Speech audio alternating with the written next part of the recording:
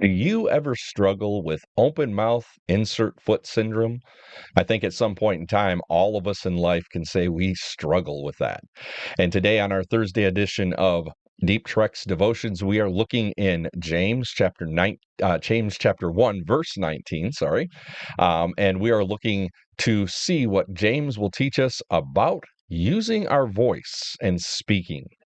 And this is what James says: My dear brothers, take note of this. Everyone should be quick to listen and slow to speak, and slow to become angry.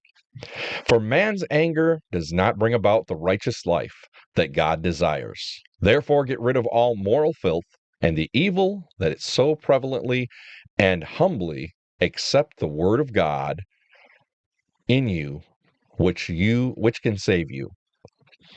James is basically telling us, if you really want to get this a simple way, and I know some of us just want straightforward language from God, and I don't think it gets any more straightforward than what James gives us here. If you want the straight and narrow on this topic, James is saying basically, talk less, listen more. That's the basis of what he's saying. Now, there's a little more to it than that. Back in Proverbs, Solomon also kind of says the same thing. And I told you at the beginning of this study of James that these are kind of proverbs that James is giving us, little lessons of life that we can grow through. And back in Proverbs 17, verse 28, it says, Even fools are thought wise when they keep silent. With their mouths shut, they seem intelligent. You know, Anybody can seem smart when they don't answer. Um, I sometimes watch different shows on TV, and I've been watching some old episodes of Drew Carey sometimes just to relax at night just before I go to sleep. And there was an episode where there was a guy who the boss thought was wonderful. He thought he was the smartest guy there. And the whole episode, the guy never talked. He would always look at him and say, "Well, what do you think? That's right. You think that's right, don't you? You think that's right, don't you?" And he never talked. And then at the end of the episode, he actually says something, and this guy's been promoted and everything else, and he loses his job because the guy thinks he's stupid because he opened his mouth. It seems silly and it seems funny, but the truth of the matter is sometimes it's better just to keep your mouth shut. And that's what Solomon's saying. Even fools look smart when they talk, don't talk, sorry. And then he goes on also in Proverbs 10:19, and he says, Too much talk leads to sin.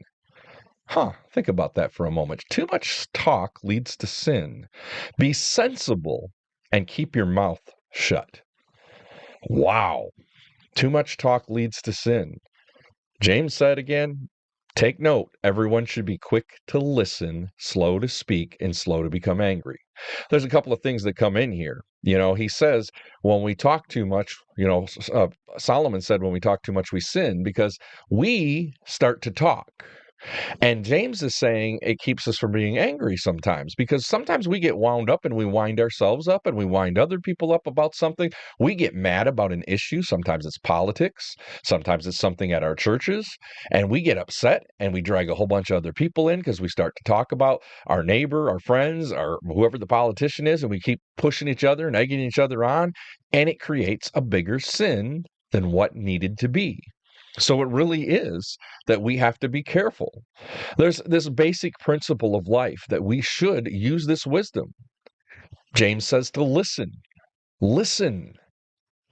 Talk less, listen. Why do we listen?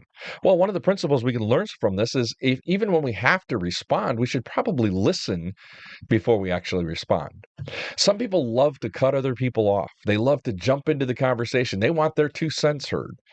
But sometimes when they do that, and I'm a teacher at school, and I see kids do this all the time, where they'll jump in on a conversation and they don't really know what they're talking about, or they don't even know what the conversation's about. And so instead of actually helping the conversation or adding something into it, they make it worse. They make their friends mad, and they're really not even on topic sometimes. And so we should be listening to what's going on. Another thing about listening, that's part of discernment. Part of wisdom is listening because we listen to what the others are saying. And we don't just listen to the words, we listen to their body language, that we listen to how they're saying it, maybe where they're pausing, because it might tell us there's something else underlying what they're saying. They might be trying to tell us something more, and we need to listen carefully because they might be hurting. Even though they're angry, you might find out that anger is actually covering up hurt. I've known a lot of sick people who are in a lot of pain, and the way they deal with it sometimes is to lash out at people. They don't mean to, but they're just so hurtful, and they're just hurting so much inside that hurtfulness comes out, and it comes out in anger. So we have to be careful, and we have to listen to others. We don't need to add fuel to the fire. Think before we speak.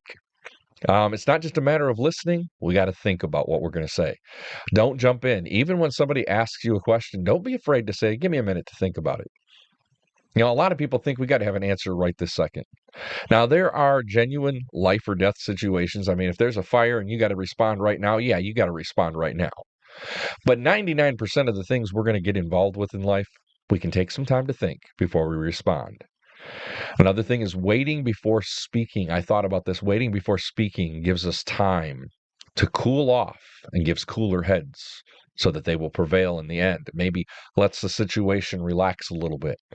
I remember hearing stories of my dad one time at church. I wasn't there, but my mom told me about it. They were just like trying to figure out decisions, and they finally came to him and they said, what do you think we should do? Because people were just like, they can't decide. They've been in this meeting for hours. And he's like, I think we should just go home and pray about it. It's not the right decision right now. Make this the right decision. We got to pray about it.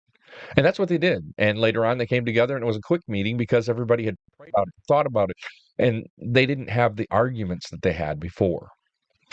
In thinking, we take time to realize our initial thoughts might change. We may have new information.